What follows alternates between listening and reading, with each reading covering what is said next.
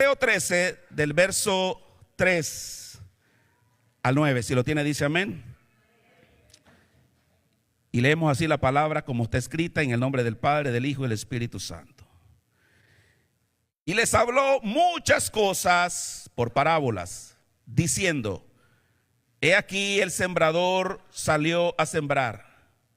Y mientras sembraba, parte de la semilla cayó junto al camino, y vinieron las aves y la comieron.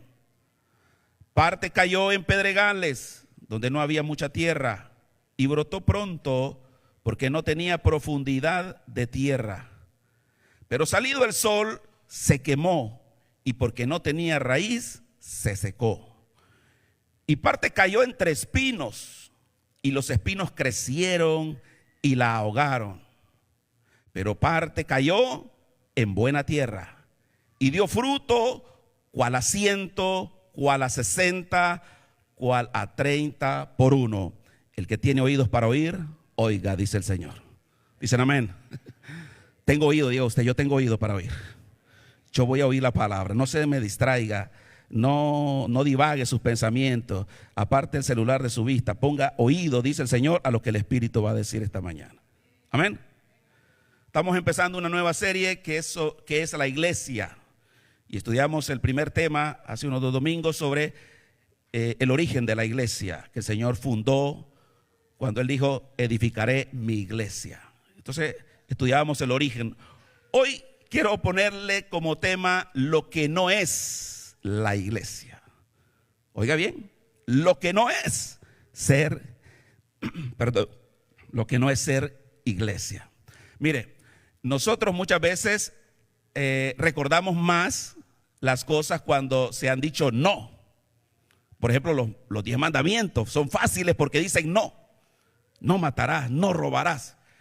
Y estos mandamientos pudieran haberse escrito en afirmativo, es decir, en positivo. En vez de decir no matarás, pudiera haber dicho amarás la vida, ¿verdad? Pero el Señor dijo no matarás.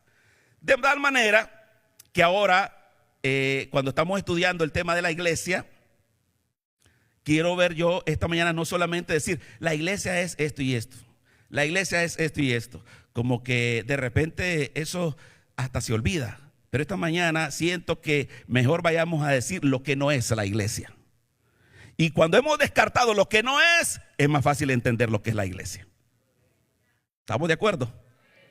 Porque en este asunto de iglesia, decíamos, hay tantas opiniones, tantas ideas, tantas doctrinas y grupos, que entonces no se sabe definir lo que es la iglesia. Pero yo he pensado ir a lo que es la parábola del sembrador y a partir de ahí extraer, hermano, los modelos que el Señor está diciendo de terrenos, de la semilla que cayó en diferentes terrenos y dieron diferentes resultados. Y cuando estamos viendo eso, para mí eso es una ilustración excelente de lo que el Señor nos está diciendo, lo que no debería pasar entre nosotros, lo que no debería pasar en su iglesia. Es decir, el Señor no quería que de las 4 semillas 3 se perdieran. ¿Está de acuerdo conmigo? Yo no creo que el Señor quiera que ni siquiera uno se pierda. ¿Estamos de acuerdo? La Escritura dice, Él no quiere que nadie perezca, sino que todos procedan al arrepentimiento. Por tanto, cuando estamos viendo lo que significa ser iglesia, la semana que predicamos llegábamos a una conclusión de que la iglesia, el origen, el significado de la iglesia, son todos aquellos que han sido transformados por Jesucristo, permanecen en Cristo, son de todas las generaciones y han recibido la autoridad y el poder del Señor Jesucristo. Eso lo aprendimos en resumen. De tal manera que si yo digo esta mañana, yo soy iglesia, además de esa definición, yo necesito aprender esta mañana lo que no significa ser iglesia, porque si yo estoy viviendo en mi mente, en mi corazón, en mi fe, estoy viviendo de una manera equivocada, entonces aunque yo crea que soy, según la Biblia, no lo soy. ¿Está conmigo? Porque yo tengo que ser como dice el Señor, no como yo digo. Amén. Somos iglesia como Jesús dice, no como el mundo dice. Somos iglesia como la Biblia dice, no como cualquier persona lo diga, independientemente que hable aún en nombre de Dios. Así que yo quiero comenzar diciéndote que podemos estar en la iglesia y no ser iglesia todavía. Wow, eso está pesado, ¿verdad? ¿Cómo es posible que el hecho de estar en la iglesia no me hace iglesia? Muy bien, tengo ejemplo bíblico, Mateo 7:21, un ejemplo de lo triste que en aquel día, dice el Señor, nos presentaremos delante de Él y el haber estado en la iglesia no me va a ayudar en ese momento si no he experimentado lo que realmente es ser iglesia. Mateo 7:21 dice aquí, no todo el que me dice Señor, Señor, entrará en el reino de los cielos, sino el que hace la voluntad de mi Padre que está en los cielos. ¿Quedó claro? O sea, yo no le estoy queriendo que usted se sienta mal esta mañana. Yo quiero que usted abra su mente y su corazón y decirle, Señor, yo quiero ser iglesia a tu manera, no a la mía. Entonces aquí el Señor está diciendo, muchos me van a decir Señor, Señor, pero no van a entrar al reino. ¿Por qué? Porque dice ahí, el que hace la voluntad de mi Padre. ¿Cuántos quieren hacer la voluntad del Padre? Ese es el pasaporte al cielo. Entonces yo quiero hacer tu voluntad, Señor. Y no solo decir que sé decir Señor, sé orar, sé cantar, sé interpretar la Biblia. Eso no te lleva al cielo. Hacer la voluntad del Padre nos lleva al cielo. Mire lo que le pasó a una iglesia a final del siglo I, y está en Apocalipsis 3, una de las cartas que el apóstol Juan recibe para esa iglesia. Hermano, es terrible la condición espiritual de esa supuesta iglesia, entre comillas. Apocalipsis 3, versículo 1. Por eso le digo de que no todo lo que se ve iglesia es iglesia y no toda persona que está dentro de una iglesia es iglesia. Porque estamos viendo que según Mateo no cuenta que uno diga simplemente confesar y decir lo que uno sabe, sino hacer la voluntad. Pero aquí dice Apocalipsis 3:1, escribe al ángel de la iglesia en Sardis, el que tiene los 7 espíritus de Dios y las 7 estrellas, dice esto. Oye, ¿quién será ese que tiene las 7 estrellas y los 7 espíritus? Jesús de Nazaret, nuestro Señor.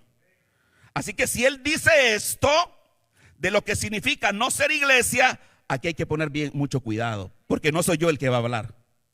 Amén. ¿Quién va a hablar, hermano? Cristo. Dice esto, yo conozco tus obras. ¿Cuántos saben que el Señor nos conoce a todos? Señor sabe desde el día que naciste, desde antes que nacieras, dice el Señor, ya me conocía. Eso dice en Jeremías. Yo conozco tus obras, que tienes nombre de que vives y estás bien muertecito, dice el Señor. Wow. Soy fuerte, robusto, saludable, pero espiritualmente estamos muertos, dice. Digo Señor, canto, oro y conozco todas las cosas de una religión cristiana, pero dice el Señor, tienes nombre cristiano, parece cristiano vivo, pero estás muerto. Santo el nombre del Señor. Verso 4, pasemos al verso 4, ahí mismo. Mire qué interesante. Pero tienes unas pocas personas en Sardis. O sea, y aquí esto se pone mejor. No significa que porque muchos no hagan la voluntad de Dios en esa congregación, siempre el Señor tiene un remanente dentro de esa congregación. Eso es lo maravilloso. O sea que aquí no todo está perdido. Si bien mucha gente se llama iglesia pero está muerta, verso 4, tienes pocas personas en Sardis que no han manchado sus vestiduras y andarán conmigo en vestidura blanca porque son dignas. Queremos ser de esos. ¿Cuántos dicen amén, hermano? ¿Cuántos quieren andar con Cristo en vestidura blanca? Aleluya. Entonces tenemos que salir del engaño, el autoengaño de que simplemente ser iglesia y conocerlo de la iglesia, ya eso es suficiente para poder pasar a la verdad y decir, Señor, enséñame a ser un verdadero creyente, un verdadero hijo de Dios. Porque no puedo vivir engañado.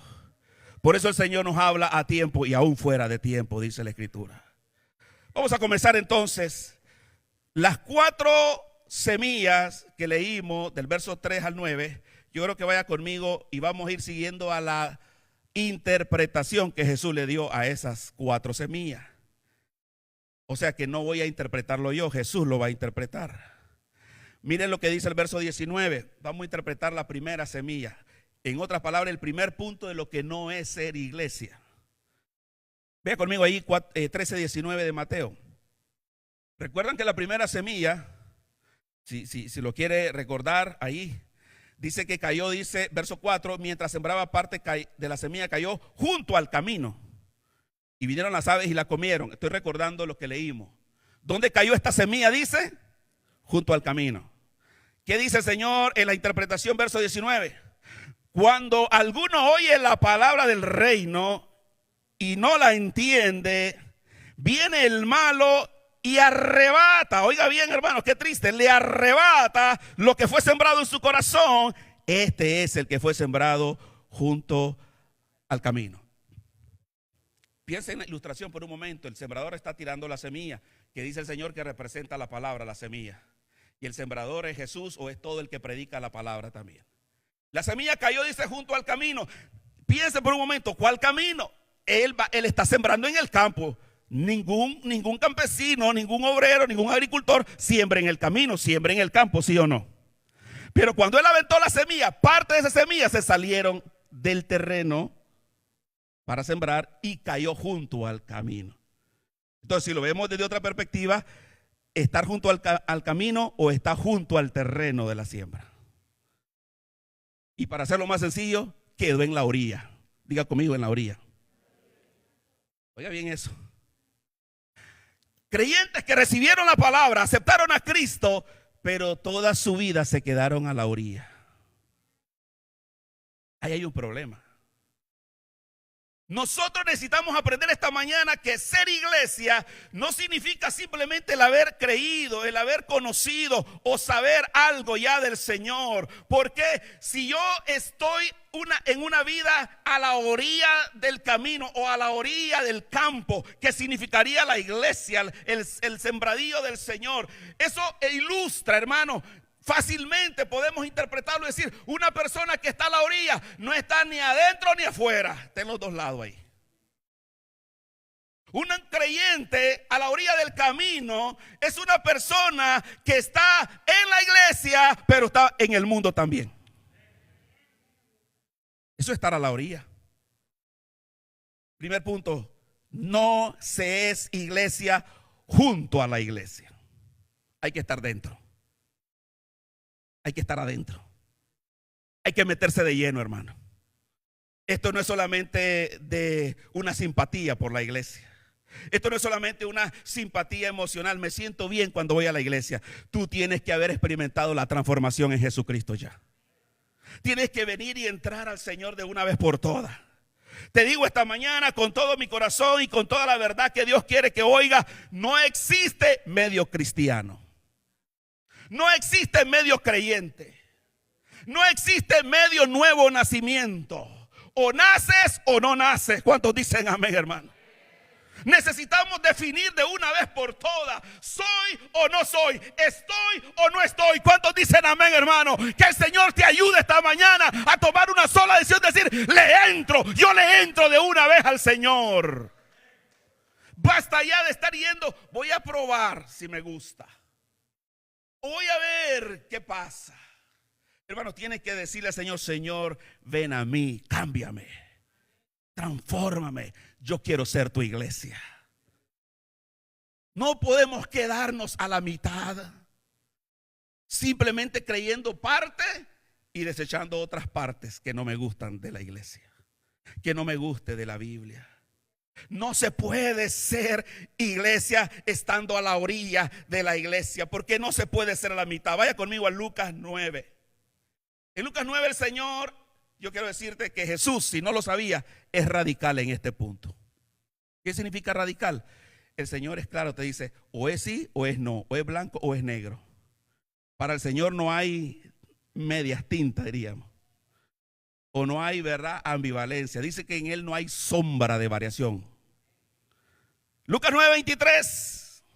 Y decía a todos. ¿A quiénes le decía? Como hoy esta mañana nos está diciendo a todos. te lo dice a ti, me lo dice a mí, me lo recuerda. Y decía a todos, si alguno quiere venir en pos de mí, niéguese a sí mismo, tome su cruz cada día y sígame. Oiga bien lo que Jesús está poniendo, eso es radical, hermano. Esto no es solamente de un domingo al mes o al año. Esto no es solamente un momento de emoción o un momento cuando las cosas me están yendo bien o cuando me van mal y yo voy a buscar a Dios. Esto es algo que dice, número uno, niéguese. ¿Por qué el Señor dice que para ser verdadera iglesia yo tengo que ser una persona que me niegue a mí mismo? Porque nuestra carne quiere otra cosa, hermano. Tu carne quiere estar en una playa ahorita, en un estadio, en un restaurante, no sé, en un picnic. Tu carne quiere hacer otras cosas menos estar en este tiempo adorando y clamando al Señor.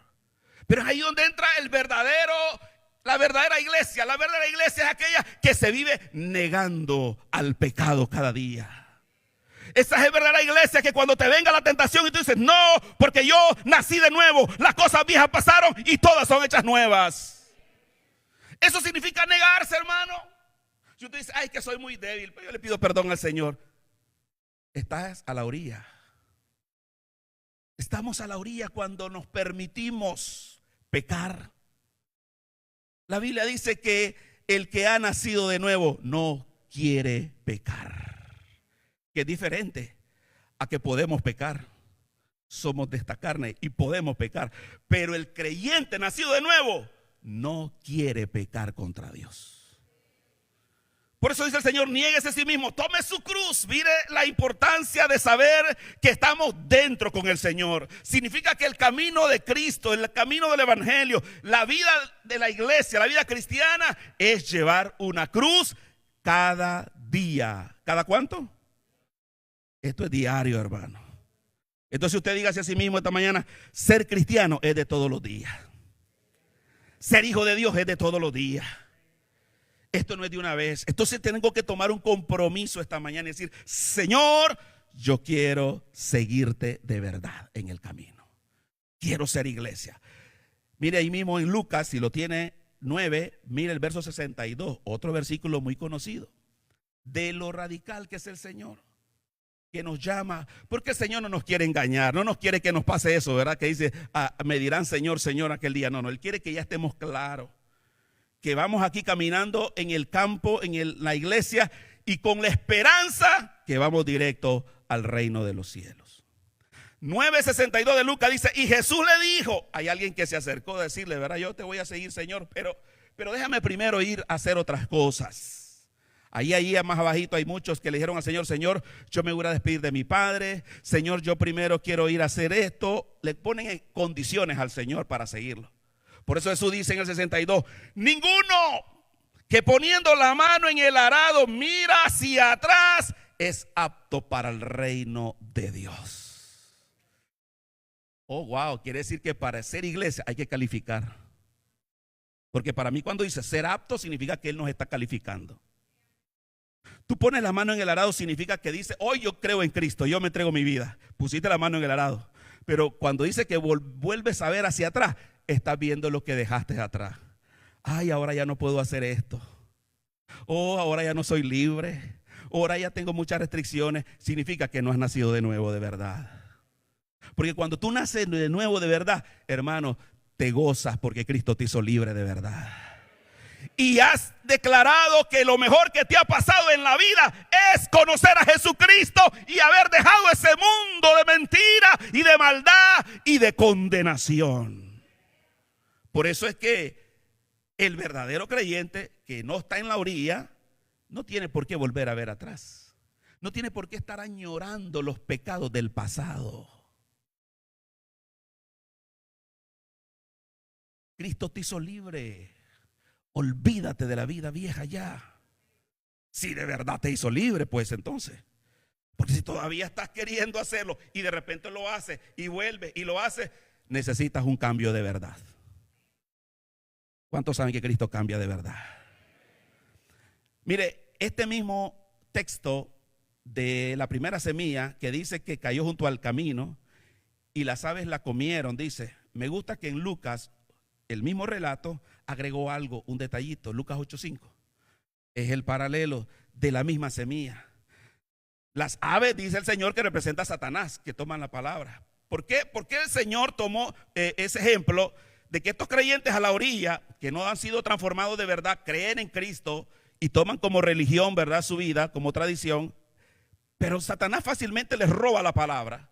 Porque tienen una vida que no es conforme a las palabras. Pero Lucas 8:5 dice: y mientras sembraba, una parte cayó junto al camino. Y mira lo que le agrega Lucas: y fue hollada. Eso es algo nuevo que no está en Mateo. ¿Qué significa hollada? Pisoteada. Me gusta que ese término es el mismo que usa Jesús en Mateo 5:13, cuando dice: vosotros sois la sal de la tierra. Pero si la sal se desvanece, ya no sirve para nada, sino para ser hollada y pisoteada por los hombres. Note el paralelo. Una semilla hollada, pisoteada, una sal desvanecida que no sirve solo para ser hollada. Eso ilustra muy bien un creyente a la orilla. Porque un creyente a la orilla no se compromete con dar un buen testimonio. ¿Está conmigo? No le importa si lo ven o lo oyen hacer lo que él quiere, lo que él hace, lo que está acostumbrado a hacer, porque no ha tenido un cambio de verdad. Pero el creyente que ha nacido de nuevo anda cuidando su vida, su testimonio en la iglesia, en la casa, en la calle, en el trabajo, donde quiera que anda, se anda cuidando porque sabe que este es un testimonio vivo de lo que Dios ha hecho en su vida. Oh, gloria a Dios. Claro que importa cómo vives ahora de aquí en adelante. Dice el Señor: así alumbre vuestra luz delante de los hombres, para que vean vuestras buenas obras. Pero el que está a la orilla no le importa dar mal testimonio. Entonces, un creyente a la orilla conoce de Jesús, sabe algunos textos, sabe orar o sabe cantar, da mal testimonio. El diablo dice: este está fácil, y le roba la palabra. ¿Está comprendiendo, verdad? Ese primer punto está clarísimo.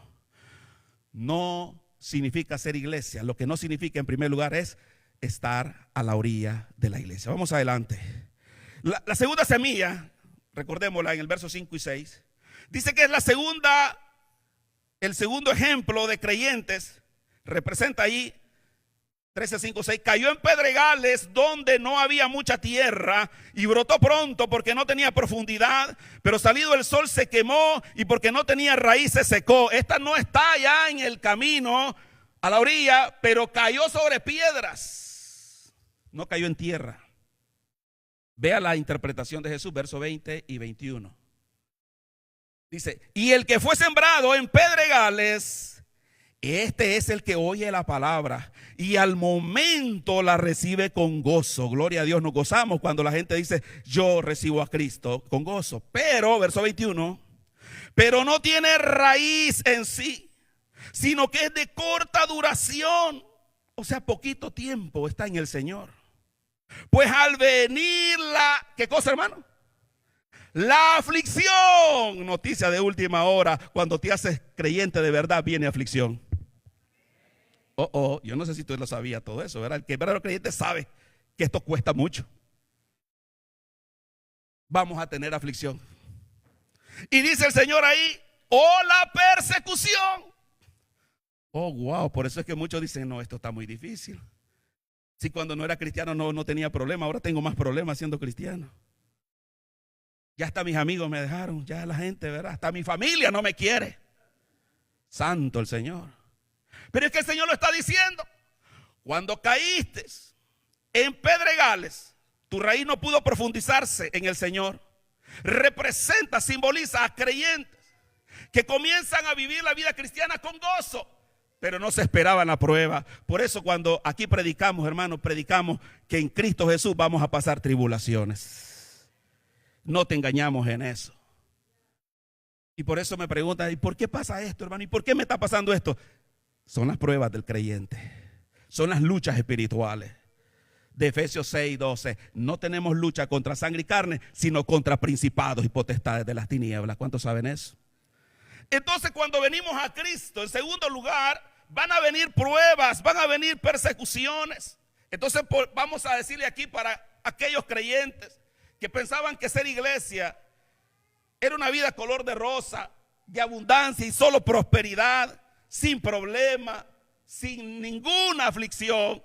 Eso es una equivocación, porque te digo esta mañana en segundo lugar, no es iglesia sin aflicción o persecución. No se es iglesia sin las pruebas y las luchas.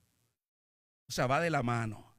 Y preguntémonos, ¿por qué ser verdadera iglesia, verdadero hijo de Dios, me acarrea aflicción y persecución? Sencillo. El fundador de la iglesia fue el más odiado y perseguido y lo llevaron a la cruz. ¿Cuántos dicen amén, hermano? El que murió por nosotros, el que fundó la iglesia, el que nos ha llamado a su reino de su amado Hijo, hermano. Él, precisamente él, fue calumniado, vituperado, odiado, golpeado y asesinado en la cruz del Calvario.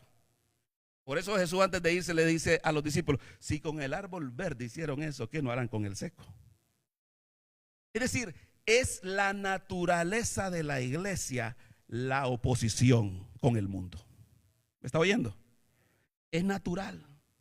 Incluso en un momento Jesús le dijo: tengan cuidado ustedes cuando los hombres hablen bien de ustedes solamente. Lo dijo el Señor. Tengan cuidado porque todo se mira bien. Hay algo que parece como que tú eres parte de ellos también, entonces. Parece que no hay nada diferente entre tú y el mundo. ¿Cuántos alaban al Señor? Mire, en primer lugar, la iglesia nació en el conflicto entonces. Porque Jesús nace y desde que es un bebé, hermano, lo persigue Herodes para matarlo. Eso es conflicto ya. Y toda su vida los enemigos de Jesús, buscando, asediándolo, buscando cómo matarlo hasta que lo llevaron a la cruz. Hay un corito muy antiguo que decía: en las pruebas y en las luchas la iglesia sigue caminando. Los apóstoles que predicaron, ninguno murió de muerte natural, todos fueron asesinados, hermano, perseguidos. La iglesia en los primeros 3 siglos de iglesia cristiana murieron de formas crueles en las persecuciones del Imperio Romano. Fueron objeto de diversión allá en el Coliseo, en el circo romano, que se los comieran los leones, que los mataron los gladiadores. ¿Qué no hicieron? A muchos los crucificaron y los quemaron. ¿Qué no hicieron con la iglesia? Pero ¿por qué es eso, hermano? Acuérdese que estamos aquí en una guerra espiritual entonces. Que usted ha nacido en el reino de Jesucristo y que este mundo te ve a ti y ve a la iglesia como su mayor enemigo entonces. Eso significa que ser iglesia, verdadera iglesia, no es ajeno al conflicto, no es ajena a la tribulación. Vea lo que dice Mateo 5. Jesús lo advirtió ya desde antes que pasaran las cosas. Como hoy el Señor te puede estar recordando: si tomas este camino, no vengas llorándole al Señor porque estás en aflicción. Más bien dile: Señor, Señor, ayúdame a soportar la aflicción. Ayúdame a resistir la prueba. Ayúdame a vencer en el nombre de Jesús. Mateo 5:11. Bienaventurado soy cuando por mi causa. ¿Por qué causa, hermanos? La de Cristo. Usted, hermano, si sufre porque ofendió a alguien, ese es su problema ya. Porque le robó algo a alguien, ese es su problema ya. O sea, vamos a sufrir por causa de Cristo. Bienaventurado soy cuando por mi causa os vituperen y os persigan y digan toda clase de mal contra vosotros, mintiendo. Amén. O sea, que lo que se está diciendo es mentira. Es decir, el diablo puede levantar un falso, una calumnia, una mentira y diseminarla. ¿Estamos de acuerdo todos con eso? No me escucharon todos. A ver, otro lo repito. El diablo puede levantar una calumnia, un falso, una mentira y diseminarla. Ok. Pero el creyente, al Hijo de Dios, a quien se le levantó el falso, la calumnia o la mentira, su vida íntegra y coherente a la palabra de Dios, le permite levantar su frente y decirle: muéstrenme y díganme si lo que están diciendo es verdad. ¿Cuántos alaban al Señor? Pues el diablo puede decir lo que quiera, por eso tiene boca y tiene lengua en los que usa, ¿no? Para hablar cualquier cosa. Pero lo importante es que el creyente, el verdadero hijo de Dios, ha vivido una vida de tal manera que soporte la verdad y la mentira. Pueda destruir la mentira con su propia vida. ¿Cuántos dicen amén? Verso 12 dice también de Mateo 5: gozaos y alegraos, porque vuestro galardón es grande en los cielos. Oiga, dice Jesús, cuando te calumnien, cuando te vituperen, cuando te persigan y lo digan mintiendo, gózate. Esta mañana yo te digo, gózate. Si están diciendo cosas de ti o de mí, yo me gozo. Gozaos y alegraos. Oye, es que nos vamos a alegrar porque andan hablando mal de nosotros. No, espere, siga leyendo. Porque vuestro galardón es grande en los cielos, porque así persiguieron a los profetas que fueron antes de vosotros. Oh, wow, qué hermoso esto entonces. Entonces, amados hermanos, la aflicción es parte del ser iglesia. Es parte de ser iglesia, y por eso decimos, no se puede ser iglesia sin la prueba, sin la lucha, sin la aflicción. Pero en segundo lugar, la iglesia tiene mucho conflicto y mucha aflicción o sufrimiento por una razón importante que dije ya hace un momento, y es que nosotros, al ser de Cristo, ya no pertenecemos a este mundo. Fíjese bien, nosotros al estar en Cristo no somos del mundo. Amén. Estamos en el mundo, dice Jesús, pero no son del mundo. Y eso cambia todo, hermano. Eso explica todo. Entonces, ¿por qué tu familia te va a rechazar? ¿Por qué tus amigos te van a rechazar? Los que no son cristianos, los que no son creyentes. ¿Por qué el mundo te va a perseguir? ¿Por qué te va a calumniar? ¿Por qué se ofenden con solamente que tú le digas hasta que Dios te bendiga? ¿Por qué pasa todo este alboroto en el mundo? ¿Por qué? Porque ya no somos de este mundo. Eso que quede claro. El verdadero creyente, la verdadera iglesia, está en la iglesia, pero ya no pertenece a este mundo pecaminoso. Oiga lo que dijo Jesús en Juan 15:19. Subráyelo y usted dice, con razón se me está levantando todo esto aquí a mi alrededor. Con razón tengo estas persecuciones, estas aflicciones, porque Jesús lo dijo claramente.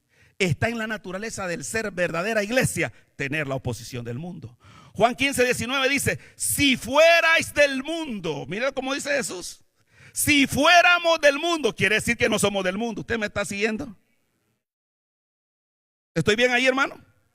Si fuera del mundo significa que no somos del mundo. Si fuerais del mundo, el mundo amaría lo suyo. Ay, mi carne, mi pana, sos como yo. Eso diría el mundo de un cristiano a la orilla. De un cristiano que no le gusta la prueba y para no tener problemas mejor se queda callado y no dice que es cristiano. Entonces te ama el mundo. Wow. Prefiero que me ame Dios y que me odie el mundo. Dele aplauso a Cristo, hermano. Preferiblemente. Jesús dijo, yo no he venido a traer paz, sino guerra y disensión entre la misma familia, incluso dice. Que se levante, dice, la hija contra la madre, el padre contra el hijo, la nuera contra el suegro. O sea, hace una explicación de cómo Jesús realmente provoca un conflicto en este mundo. Pero es ahí donde nosotros tenemos que tener una clara decisión y definición. O estoy con Cristo o estoy con el mundo. Me decido. Tengo que tomar una decisión. No puedo estar a la orilla. No soy iglesia todavía. Estar a la orilla. Es decir, estar bien con ellos y estar bien con Dios. ¿Sabe lo que llegó a decir Jesús? El que no es conmigo, contra mí es. ¿Cuántos alaban su nombre? ¿Cuántos alaban en su iglesia? O sea, hermano, definitivamente, si el mundo te va a odiar, incluyendo hasta los más seres queridos, hermano, eso no importa si tienes el amor de Dios. Eso es lo que vale la pena hasta el final, porque Él te va a dar vida y vida en abundancia. Bendito el nombre del Señor. Jesús sigue diciendo, si fuerais del mundo, el mundo amaría lo suyo, pero porque no soy del mundo, antes yo os elegí del mundo, por eso el mundo os aborrece. No se puede ser iglesia y ser amigo del mundo entonces. Es decir, yo lo que quiero decir es que no es que usted se vuelva enemigo de todo el mundo, no. Ser amigo del mundo significa que usted comparte la vida que hace el mundo. Me explico, ¿verdad? Que usted vive como vive el mundo, eso es ser amigo. Y por eso Santiago, allá Santiago 4 dice, el que se hace amigo del mundo se constituye enemigo de Dios. Wow, esto es radical, ¿verdad, hermano? Por eso es que no hay medio, la mitad. O sea, o soy o no soy, por eso decíamos del comienzo. ¿Soy o no soy? Esta mañana yo tengo que responder esa pregunta. ¿Soy o no soy? ¿Cuántos dicen amén, hermano? No hay mitad y mitad, no existe. Dice acá, Jesús lo dijo, en el mundo tendréis aflicción. En el mundo tendréis aflicción, pero confiad, yo he vencido al mundo. Gloria a Dios. Por eso podemos seguir adelante, hermano. En las pruebas y en las luchas podemos seguir adelante. Te corren del trabajo por ser creyente, el Señor te va a abrir otra puerta. Dice el salmista David, aunque mi padre y mi madre me dejaran, con todo Jehová me recogerá. O sea, eso tenlo seguro, hermano. Jesucristo no solo nos pone en una situación difícil de aflicción, de rechazo de este mundo, sino que el Señor nos da la promesa y la seguridad de que nosotros vamos a ser más que vencedores en este mundo. Vamos adelante. La tercera semilla, el verso 7, dice, y parte cayó entre espinos. Oiga bien, la primera junto al camino, la segunda en pedregales, la tercera parte de semillas cayó entre espinos. Los espinos crecieron y la ahogaron. Vayamos a la interpretación, versos 22 y 23. ¿Quiénes son los que están entre espinos? Mire que estoy diciendo los que están entre espinos, porque ese es el problema. Muchos están a la orilla, muchos están en pedregales y muchos están entre espinos. ¿Qué dice 20 y 21? Y el que fue sembrado, ese es 22 y 23. El que fue sembrado entre espinos, este es el que oye la palabra, pero el afán, subraya el afán de este siglo, y el engaño de las riquezas, subraya ahí la riqueza, ahogan la palabra y se hace infructuosa. Aquí viene otro problema para muchos en la iglesia. Puede ser que están en el campo,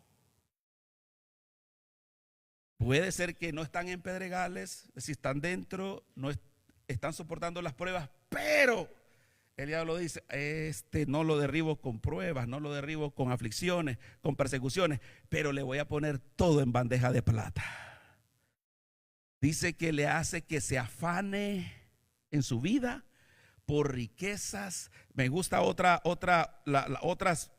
los paralelos. Si usted lee Marcos, ese mismo texto, la misma historia, dice las codicias. Mire, los tres evangelios, Mateo, Marcos y Lucas, hablan de la misma parábola. Y Mateo menciona el afán y las riquezas. Marco menciona afán y riqueza, pero le agrega codicias. Y Lucas menciona afán y riqueza, pero le agrega los placeres de la vida. Y ahí tenemos un cuadro más claro. Fíjese bien. Un creyente aceptó a Cristo, está en el Señor, realmente conoce del Señor, soporta pruebas, no le importa que se burlen, que lo rechacen, pero el enemigo sabe una debilidad que tenemos los seres humanos: la prosperidad material, los placeres de la vida. En otras palabras, cuando el enemigo comienza a ofrecerte buenas ofertas, que te hace que tu mirada se ponga en la riqueza, en los placeres, en la abundancia de este mundo, y con eso te está distrayendo de tu mirada de Cristo, y de tal manera que tú ya te ves creyentes metido nada más en la riqueza, el afán y los placeres que en Cristo Jesús. Amén, hermano. Este es el tercer tipo de no ser iglesia. Cuando los creyentes, los que han recibido a Cristo Jesús, comienzan, hermano, una vida en Cristo, amando a Cristo, pero en el camino terminaron amando más al mundo que a Cristo. amando todo lo de este mundo. Hermano, el Señor ya lo dijo. ¿De qué le aprovecha al hombre que gane todo el mundo pero pierda su alma? Eso aplica para esta tercera semilla, que comenzó amando a Cristo, pero comenzó todo a florecer como espuma. El Señor le permitió, ¿verdad? En el caso de Job le permitió que Satanás lo dejara en la ruina, pero en este caso el Señor puede permitir que comience a florecer de manera increíble para ver si tú te vas a olvidar de Dios entonces. Y ahí es donde tenemos que estar alerta entonces de no creer que seguimos siendo iglesia, pero estamos amando al mundo. Y otra vez aquí Dios es radical, el Señor Jesús es radical, porque dice: no se puede servir a dos señores. No podés amar a la riqueza y al Señor. ¿Cuántos dicen amén? Es decir, no podemos amar los placeres de este mundo. Vaya conmigo a 2 Timoteo 2:4. No se es iglesia amando al mundo al mismo tiempo. No se es iglesia junto a la iglesia, no se es iglesia sin aflicción o prueba, y no se es iglesia amando este mundo. 2 Timoteo 2:4 dice: ninguno que milita. Oiga, se habla de un militar. ¿Y cuántos saben que en Cristo nosotros somos un ejército espiritual? Estamos militando en Cristo, amén, hermanos. La iglesia es la milicia de Jesucristo entonces. Y por eso dice aquí Pablo: ninguno que milita se enreda en los negocios de la vida a fin de agradar a aquel que lo tomó por soldado. Pablo toma el ejemplo de los romanos de ese tiempo, que cuando eran contratados para el ejército pasaban de la vida civil a la vida militar. Y todavía es así, ¿verdad? El que es militar, ya no es un civil. Y hasta que termina su contrato pasa a la vida civil. Esto puede ser aplicado espiritualmente. O tenemos una vida militar o tenemos vida civil, pero no podemos tener las dos cosas al mismo tiempo. O tenemos una vida de hijo de Dios o tenemos una vida del mundo. ¿Cuántos dicen amén, hermano? Es decir, no se puede combinar las dos vidas. Por eso dicen: ninguno que es tomado como soldado se va a enredar en la vida civil, en los negocios, en los placeres, en el afán. No te puedes enredar, hermano. Acuérdate, si el diablo te está poniendo un cebo, una trampa, ora al Señor que te revele cuál es el propósito de esas cosas, y tú puedas evitar caer en el lazo del diablo, en la trampa del enemigo. Porque más importante es tu salvación que un plato de lentejas. Más importante es: Jehová es tu proveedor. Salmo 23, Jehová mi pastor, nada me faltará. Filipenses 4:17, mi Dios pues suplirá todo lo que nos falte conforme a las riquezas de gloria. Así que no tengo por qué seguir, hermano, las migajas del diablo y del mundo, cuando el Señor ha prometido sacarnos de la circunstancia. Por eso no podemos enredarnos. Vaya conmigo a 1 Juan 2:15, 1 Juan 2:15, otro versículo que habla de que el creyente no puede amar este mundo, hermano. Y no significa que usted deja de trabajar, deja de prosperar, deja de estudiar, deja de hacer todos sus proyectos, pero en la medida que Dios siempre es primer lugar. ¿Me está escuchando, hermano? Dios siempre es primero en su vida, y tú sigues trabajando, y tú sigues prosperando, tú sigues en proyectos, tú sigues creciendo y desarrollándote, pero Dios siempre es primero. Nunca te olvidas que Dios es primero en tu vida. Y continuamente estás buscándole, continuamente agradeciéndole, continuamente pidiendo su dirección. 1 Juan 2:15 dice el Señor ahí, hermano: no améis al mundo. Amén, hermano, es un mandato ahí. No améis al mundo, ni las cosas que están en el mundo. Mire cuántas cosas hay en este mundo, ¿verdad? Qué bonitas, muchas cosas bonitas, ¿verdad? Muchas cosas valiosas, diríamos. Muchas cosas atractivas, muchas cosas que pueden seducir, pero el Señor pone un mandato: no amen el mundo ni las cosas que están en el mundo. Porque dice acá la palabra del Señor: si alguno ama al mundo, oiga bien lo radical de este tercer punto, el amor del Padre no está en él. Si ya estoy amando más mi dinero, más mi posición, más mi futuro, mis proyectos que al Señor, dice: si el amor del mundo está, ya no está el amor del Padre. Santo el Señor. Así que tenemos que tener ese balance y ese cuidado, que no, hermanos, intercambie el amor de Dios por el amor del mundo. Verso 16, porque todo lo que hay en el mundo, los deseos de la carne, los deseos de los ojos, la vanagloria de la vida, no proviene del Padre, sino del mundo. Y termina diciendo, el mundo pasa y sus deseos, pero los que hacen la voluntad de Dios permanecen para siempre. Gloria al Señor. Por eso, hermano, no se puede ser iglesia amando al mundo. Eso no es ser iglesia. Lo triste de la iglesia cristiana, hablando de la historia, le dije que primero fueron 300 años de persecuciones, que la iglesia se mantuvo firme y el diablo no la pudo destruir. Pero ¿sabe cómo comenzó a destruir la iglesia el diablo? Cuando hizo la paz con la iglesia. A partir del siglo III, cuando se hizo la paz con la iglesia cristiana y la iglesia fue adoptada como iglesia del imperio, ahí se vino abajo la iglesia. Porque le comenzaron a dar poderes, le comenzaron a dar riqueza. Los obispos, los primeros, ¿verdad? El líder de la iglesia, comenzaron a enriquecerse y pasaron más de 1000 años en oscuridad, en corrupción, en avaricia y en negocios turbulentos, hasta que vino la reforma que sacó a luz la verdad y denunció el pecado de la iglesia. ¿Cuántos dicen amén, hermano? Y hoy en día el Señor sigue diciendo, cuidado con la corrupción en tu vida, cuidado con la vanagloria, cuidado con la codicia, cuidado con los placeres de la vida.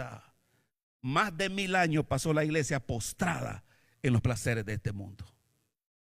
Y por eso es que dejó de ser iglesia en ese periodo. Hasta que vino una sacudida para la iglesia. Y tuvo que despertar. Por eso esta mañana creo que el Señor nos está despertando. ¿Dónde estás ubicado? ¿A la orilla o dentro? ¿Estás renegando por las pruebas o estás gozándote aún en las pruebas? ¿Estás amando al Padre o estás amando más a este mundo? Y quiero terminar entonces con el último punto, la cuarta semilla, el verso 8, 13:8 dice, pero parte cayó en buena tierra y dio fruto, cual a 100, 60 y a 30 por uno, es decir, 100, 60 y 30, diferentes cantidades, pero dio fruto, no importa la cantidad, lo importante es dar fruto. ¿Cuántos dicen amén? Pero mire la cuarta semilla, el cuarto modelo de ser iglesia, pero estamos hablándolo en sentido negativo, no ser iglesia. Usted dirá, pero si esta es la mejor, este es el sentido positivo. Sí, pero como está en sentido positivo, se nos puede pasar por alto. Y yo quiero que quede bien afirmado este punto y por eso lo voy a convertir también en negativo. Como he dicho, no se es iglesia junto a la iglesia, no se es iglesia sin aflicción o prueba, no se es iglesia amando al mundo, no se es iglesia sin crecimiento y sin dar fruto. ¿Cuántos alaban al Señor? Oye, este punto sí está interesante, porque usted dice, yo no amo al mundo, yo soy fiel a Cristo, yo sigo al Señor, sigo creyendo en el Señor, pero te pregunta el Señor esta mañana, ¿dónde está tu crecimiento y dónde están tus frutos? Se es iglesia cuando uno crece en la palabra y le da frutos al Señor.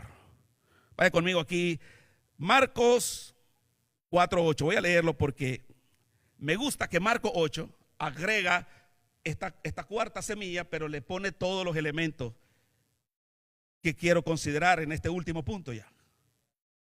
Marcos 4:8 dice, pero otra parte cayó en buena tierra y dio fruto. Pero mire lo que pasa en el proceso de esta cuarta semilla. Dice, pues brotó y creció y produjo. Me gustan esas tres palabras. ¿Se da cuenta? Que usted no se puede quedar aquí en la iglesia siendo iglesia sin crecer y sin fructificar. ¿Cuántos me escucharon? Esa es parte de ser iglesia también. O sea, no se es iglesia sin crecer y sin fructificar. Dice que la cuarta semilla, para que dé fruto, brotó, creció y produjo a 30, 60 y a 100 por uno. Y vaya conmigo a Juan 15, ahí voy terminando. Quiero dejarlo bien claro, que no es mi opinión, sino lo que Cristo dice de lo que no es ser iglesia. O lo que Jesucristo quiere cómo sea su iglesia. Y termino en este último punto entonces. El Señor no quiere a nadie a la orilla del camino, no quiere a nadie que abandone la fe por la persecución y no quiere a nadie que abandone al Señor por el mundo, por las comodidades de este mundo. Pero en cuarto lugar, El Señor es claro para decirnos esta mañana qué espera de su iglesia. Y esta mañana empecé diciendo que no solamente cuando decimos Señor, Señor, entramos al reino, sino hacemos la voluntad del Padre. Amén, hermanos. Entonces hemos dicho que queremos hacer la voluntad del Padre. ¿Cuántos quieren hacer la voluntad del Padre? Entonces veamos cuál es la voluntad. Aquí está. Juan 15:2. Juan 15:2. Dice, todo pámpano, es decir, ese es el sarmiento de lo que va a dar la frutita en la vid, ¿verdad? En las uvas. Nosotros cada uno somos simbolizados como un pámpano. Un dedo, un brote que va a dar uva. Todo pámpano que en mí no lleva fruto, que dice el Señor, lo quitará. Oye, hay peligro ahí entonces. O sea, si yo me quedo toda mi vida como cristiano, supuestamente me llamo cristiano, como la iglesia de Sardis, nombre de vivo, pero nunca hice nada para Dios. Nunca crecí, nunca serví, nunca le di nada al Señor. Dice el Señor, si no dio fruto, yo lo voy a quitar. Amén, hermanos. Sigo leyendo. Para que lo quitará, y todo aquel que lleva fruto lo limpiará para que lleve más fruto. Oiga eso, qué interesante. Ahora, no le estoy diciendo que ya el Señor te va a quitar de la iglesia. No, esto es hasta el final. Por eso es que hasta el final el Señor dirá, muchos miran, Señor, Señor. No, y te va a decir, no, yo no te conozco. Porque dice, nunca me diste fruto. Nunca vi resultados. Nunca me diste nada, no te ganaste ni a un amigo, nadie. Nunca serviste. Cualquier cosa, hermano, que podamos darle para el Señor, dice, si no hay fruto, lo quitará. Pero el que lleva fruto, dice que lo limpiará para que esté dando más fruto. Mire qué interesante. Y permítame decirle esto a todos. De la mayoría de las iglesias, solo es un pequeño porcentaje el que está sirviendo en la obra del Señor. Y no estoy mintiendo. Es decir, son grupos pequeños que siempre están al pie del cañón, como decimos. Y el problema es que nosotros decimos, ay, me da pesar ponerle otra carga. Pero que el Señor dice, el que da fruto, lo limpia para que dé más fruto. Eso lo está haciendo el Señor entonces. No soy yo. Porque el Señor ve que esta persona quiere dar fruto para el Señor. Y Dios dice, te voy a limpiar y vas a ser más fructífero todavía. ¿Cuántos quieren dar fruto para el Señor? Déjate limpiar esta mañana. Déjate purificar, podar por el Señor para que podamos nosotros comenzar a dar fruto. Pero vaya al verso 3. Oiga bien. Ya vosotros estáis limpios por la palabra que os he hablado. Hermano, esta palabra nos está limpiando esta mañana. Esta palabra te está ayudando a entrar al campo y salirte de la orilla. Esta palabra te está ayudando a perseverar en la aflicción y la prueba. ¿Cuántos dicen amén? Esta palabra te está ayudando a decir, yo dejo al mundo y sigo a Cristo. No me importa los placeres de este mundo. Esta palabra te está ayudando esta mañana para decir, yo no puedo quedarme quieto sin hacer nada. Yo me levanto y decirle, heme aquí, Señor, ¿qué quieres que yo haga? Esta palabra te está limpiando. Porque si no lo hace, hermano, si no lo hace, corro el peligro de no ser la iglesia de Cristo. Mucho silencio. Pero mire el verso 8. No lo estoy, es mi conclusión, pero voy a sacarlo de ese versículo. Si no le doy fruto al Señor, no estoy siendo la iglesia de Cristo. Verso 8 de Juan 15. En esto es glorificado mi Padre. Oiga bien, hay una manera en que se le da gloria a Dios. No es solamente diciendo gloria a Dios con su boca. Hay una mejor manera de darle gloria al Padre. ¿Cuántos quieren darle gloria al Padre? Mire cómo se le va a dar gloria. En esto es glorificado mi Padre, en que llevéis mucho. ¿Cuánto? Mucho fruto. Y subraya lo que viene. Y seáis así mis discípulos. Dele aplauso a Cristo. Aleluya. Gloria al Señor. A la manera de Dios. Amén. A la manera de Dios. Entra, deja de estar en el camino. Pide al Señor que te dé gozo en la prueba. Ya no le estés renegando, no le estés reclamando. Que te ayude a resistir la prueba. Dile al Señor que te ayude, hermano, a tener contentamiento con lo que te ha dado. Y Dios es fiel y te va a bendecir con lo que estás necesitando. Pero no te vayas amando este mundo y dejar a Cristo. Y dile al Señor esta mañana que te ayude a ser fructífero. fructífero. Porque dice Jesús, así serán mis discípulos. Que yo traduciría, así serán mi iglesia. Póngase de pie esta mañana.